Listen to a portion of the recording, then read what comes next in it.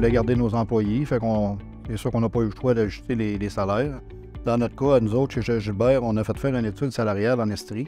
Ce qui attire le plus les employés aujourd'hui, c'est le salaire. OK? Les avantages sociaux viennent après, OK?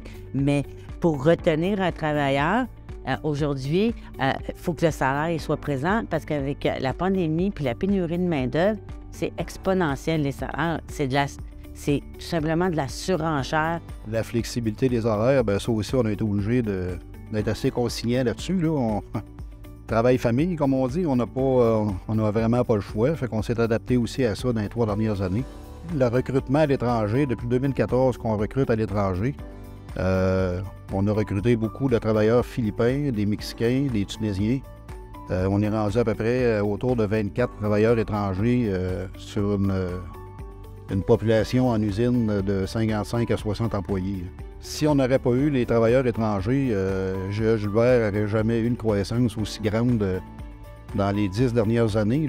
C'est vraiment ce qui nous a propulsés. Avant tout, à un moment donné aussi, on a réalisé qu'il faut garder nos employés. Fait que hausse de salaire, mais hausse des conditions, puis toutes sortes d'initiatives pour rendre la vie agréable, le plus agréable possible à nos employés. Avant tout, c'est la rétention, parce qu'un travailleur qui part, on l'a chiffré, nous autres, un travailleur expérimenté qui part, ça coûte cher. Nous, on a fait les deux. On a fait les travailleurs étrangers.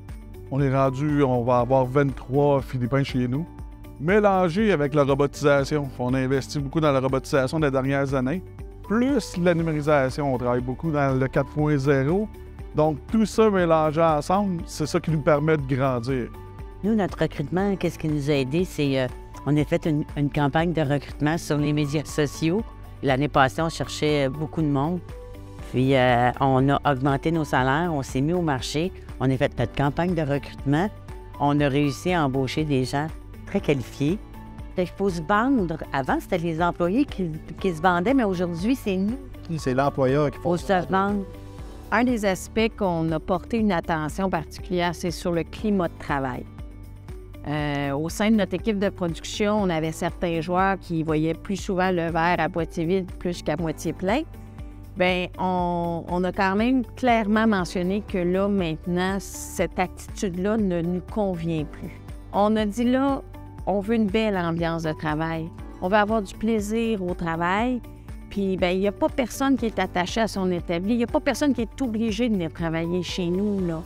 Et quand on sélectionne des gens, bien, c'est ça. Le savoir-être est aussi important que le savoir-faire. Mais aujourd'hui, ça prend tout l'ensemble. Non seulement salaire, bénéfices, puis sortie, puis aussi qu'est-ce que vous voulez dans le travail. Qu'est-ce que vous ferait plaisir. On fait, qu'est-ce qu'on fait comme différence? Attirer le monde, mais ça prend soin personnel, ça c'est sûr. Les managers bienveillants. Exactement.